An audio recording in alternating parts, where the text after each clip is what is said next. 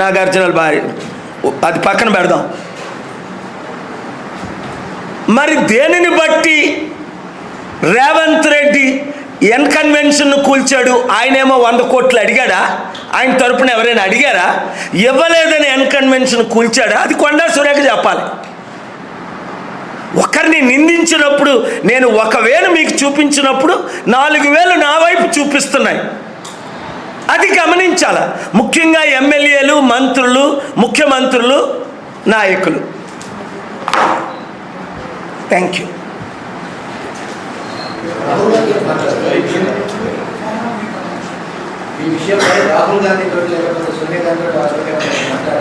నిన్నే రాహుల్ గాంధీజీకు నిన్నే నేను గౌరవంగా, మీ పార్టీ నిలబడాలంటే ఆవిడని రిజైన్ చేయమనండి, నేను ఇచ్చి 48 hours అయింది.